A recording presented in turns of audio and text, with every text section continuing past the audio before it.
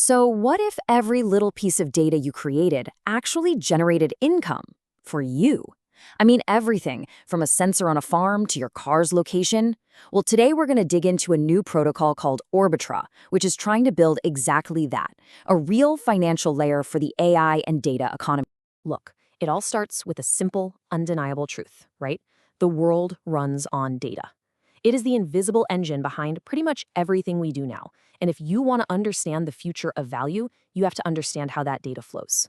But here's the thing, even though data is absolutely everywhere, the value it creates isn't. And that's led to this huge imbalance in our digital world. Let's call it the data dilemma. I mean, just think about it for a second. A farmer's got sensors in a field tracking crop health. A logistics network is monitoring a truck's every move. You're just scrolling on your phone. Every single one of those actions, every signal, is generating a constant stream of valuable data. And here is the absolute heart of the problem. All this value is being created nonstop by everyday people, devices, and industries. But where does it actually go? Almost all of it's captured by big tech, by these massive centralized platforms. This creates a huge gap between who's making the value and who's actually getting paid for it. And that leads to a reality you can sum up in just 3 words: ownership without income. Sure, you might technically own your data, but you almost never see a dime from it because that value is being pulled out and cashed in by someone else. You know, a lot of people thought blockchain was the answer. And yeah, it gave us some really powerful tools for proving digital ownership, but it stopped short. It figured out who owns the data, but it never really solved how the owner gets paid. That's the huge missing piece of the puzzle. So it's pretty clear we need a new kind of infrastructure, right? A whole new layer that connects the person creating the data directly to the money it generates. So if we were to build that from the ground up, what would it actually need to do? Well, that question brings us to a potential solution, a new financial layer designed specifically for this data-driven world.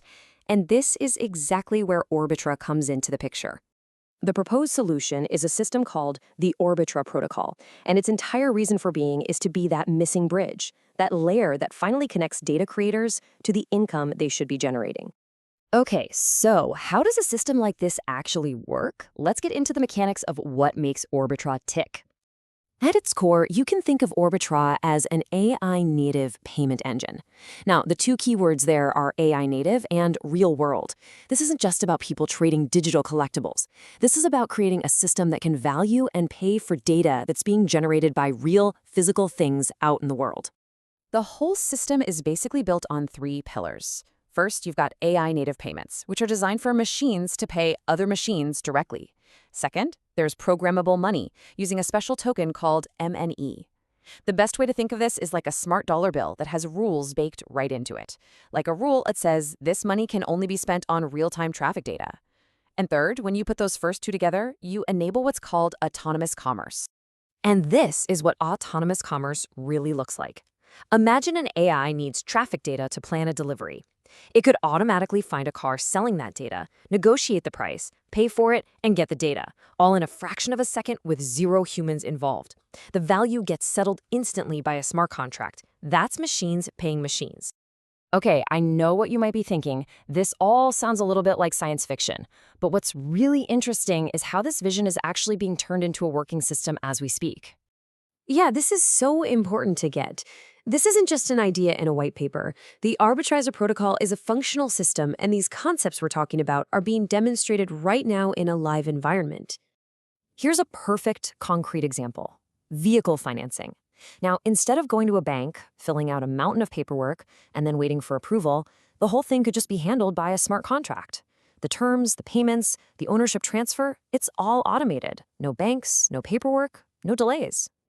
And once you have that foundation, it unlocks the door to real AI-to-AI commerce.